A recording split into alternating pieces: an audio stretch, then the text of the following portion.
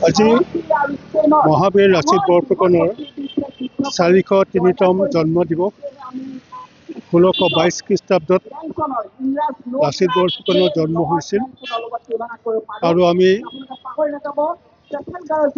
কিছুমান তথ্যৰ পৰা অনুমান কৰিব পাৰোঁ যে দৈয়াং ধনশিৰি আৰু দিলখিৰি উপত্যকাতে মহাবীৰগৰাকীৰ জন্ম হৈছিল।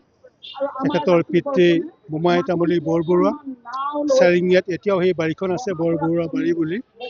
গতিকে আজিৰ দিনটোত বাকী সকলোৰে লগতে আমি গোলাঘাটৰ বা দৈয়াং ধনশিৰি দিলখিৰি উপত্যকাৰ মানুহ হিচাপে লাচিতক বুলি আমি গৌৰৱ কৰিব পাৰোঁ। আৰু 1984 চনত প্ৰথমবাৰৰ কাৰণে গোলাঘাটত লাচিত দিৱস আমি পাতিছিলোঁ আৰু আজিৰ দিনটোত সেই বীৰগৰাকীক আমি স্মৰণ কৰিছোঁ। বিশেষকৈ লাচিত বৰফুকনৰ কাৰণেই অসমীয়া হৈ থাকিল, জাতি এটা অসমীয়া জাতি হৈ থাকিল আৰু আজি আমি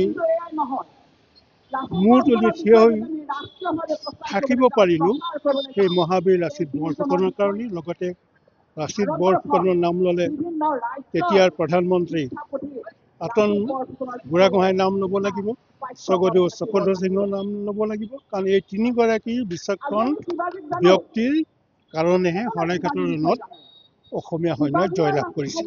আজি মহাবীৰ লাচিত বৰফুকনৰ 403তম জন্ম দিৱস 1622 খ্ৰীষ্টাব্দত লাচিত বৰফুকনৰ জন্ম হৈছিল আৰু আমি কিছুমান তথ্যৰ পৰা অনুমান কৰিব পাৰোঁ যে দৈয়াং ধনশিৰি আৰু দিলখিৰি উপত্যকাতে মহাবীৰগৰাকীৰ জন্ম হৈছিল। তেখেতৰ পিতৃ মোমাই তামুলী বৰবৰুৱা চাৰিঙীয়াত এতিয়াও সেই বাৰীখন আছে বৰবৰুৱা বাৰী বুলি। গতিকে আজিৰ দিনটোত বাকী সকলোৰে লগতে আমি গোলাঘাটৰ বা দৈয়াং ধনশিৰি দিলখিৰি উপত্যকাৰ মানুহ হিচাপে লাচিতক বুলি আমি গৌৰৱ কৰিব পাৰোঁ।